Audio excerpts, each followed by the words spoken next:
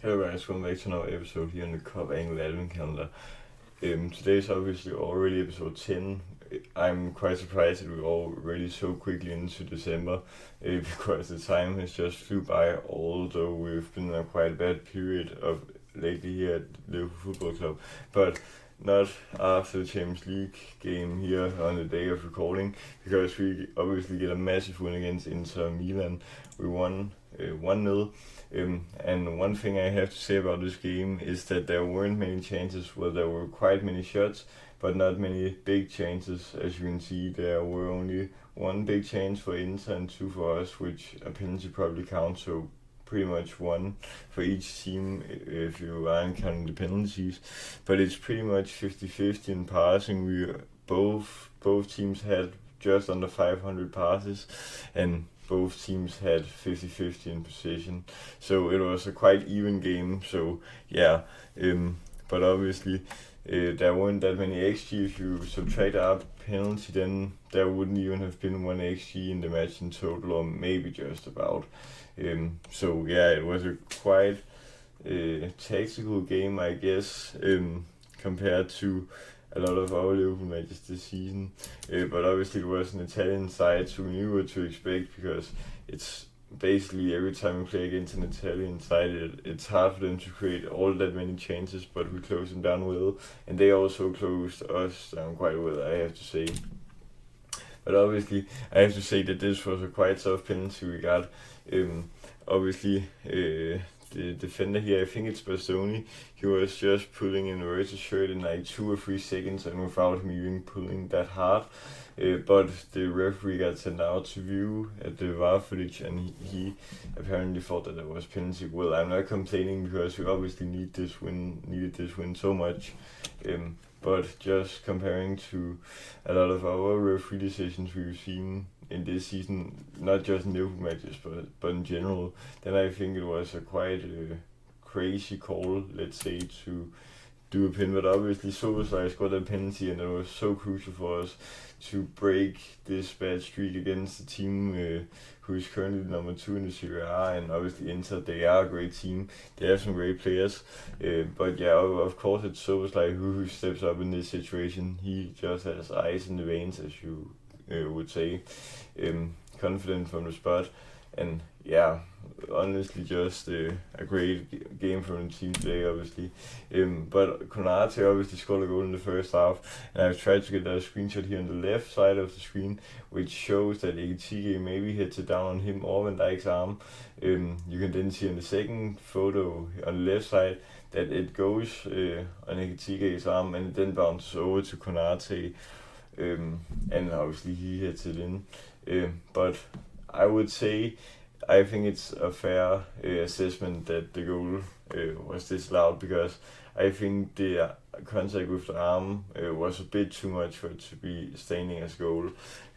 But yeah, obviously it's sad for Konate, because I know me and a lot of our Liverpool fans have slacked on him this season for not playing well.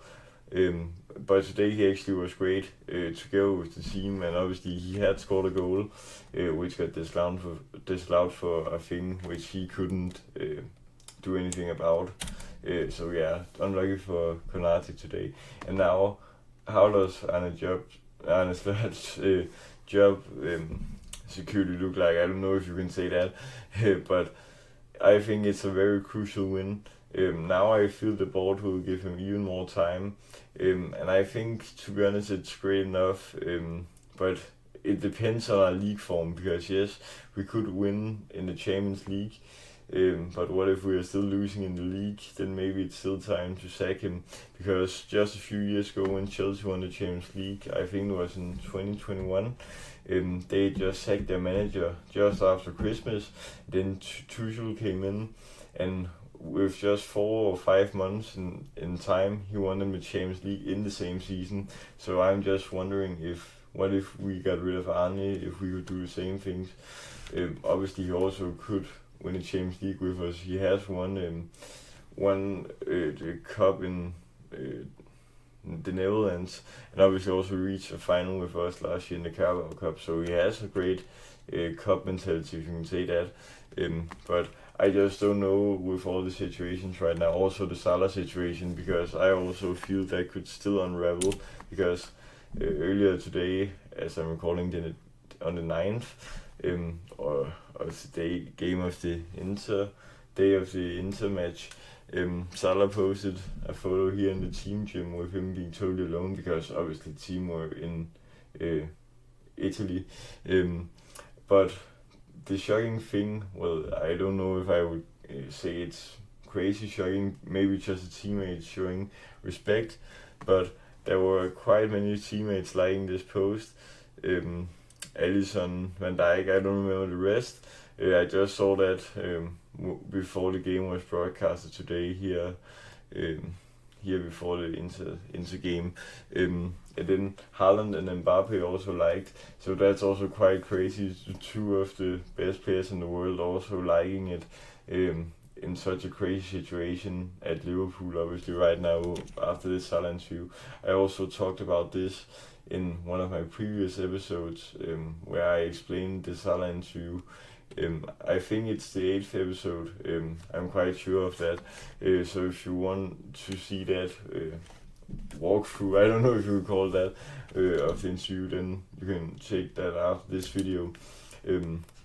But yeah, this match was a very important win for us. Now you can see we are in 8th place with just 1 point up to being a shared 3rd place.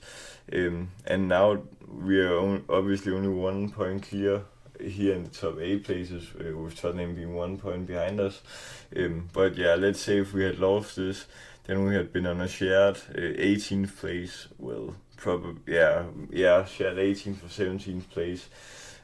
So that would also have been catastrophic. Well, we could have easily climbed up again, but we also need to remember that here on the 10th there will also be played the other half of the Champions League games, so there still can be movement in this table, but it was an important win nonetheless in a game which we were underdogs, obviously against Inter, who were playing very well this season. Also, I have to credit Arne for a great lineup here. I think that the whole team was nicely set up. I was just quite shocked that he still started Konate, but he obviously turned out to play well, and I'm so happy for Konate. I think it's also great that he starts Gomez. I also talked about in my recent episode on the 9th December of all the absentees. I don't know how you would say that word when it's in the plural, I would say. But yeah, we lined up with Ekitike and Isak in the same lineup for only the 2nd time, I think, this season. And to be honest, it didn't work that well. I don't understand why Ekitike's rating was so low. Maybe it's because of the yellow card, but I felt he was great. Isak, I didn't feel was that great. But I also don't understand how Jones got that of low rating. He created the first chance for us in the match. Probably it's also because the yellow card it drags down, but the midfield was solid and basically the whole team was solid. But all apart from Isak, I'd say, I simply don't know what it is with Isak right now. He obviously got this goal against West Ham, but in the game since he just hasn't done anything, to be honest. Maybe it's also this thing with that he didn't have a preseason at Newcastle, but I guess he chose that himself in that he wanted to strike against the club, I'd say, and get out, and now he's obviously at Liverpool, and we all can feel this lack of preseason. It's just as if he doesn't know where to move in the box and how to press and simple stuff like that. But I think that can change next summer when we have a preseason where he can be set fully into our plans. So yeah, and now obviously looking forward to the weekend here on the 13th of December, in which we play against Brighton. And what to expect, I think it will be a very tough match, because Brighton, we know they have so many great players, young players who can run a lot after the ball, and they are just always a great underdog. But now they obviously aren't that big underdogs anymore, because we are so horrendous in this league season. As you can see here, we are on 10th place, and if we lose, then we can risk going down to 12th or 13th this weekend, which would be terrible. But also if we win, if we are lucky, then we could go pretty much up to 5th place, because we can't overtake Palace, because then we need to swing the goal difference by 9+ goals. I think that's unrealistic. But yeah, there are still many teams spread closely in these positions. So if we pull some winning streaks together, then we can still get up in Champions League places, and I hope to do that because, but I don't know what the Salah situation will be at this match. I probably think that he will be at Anfield.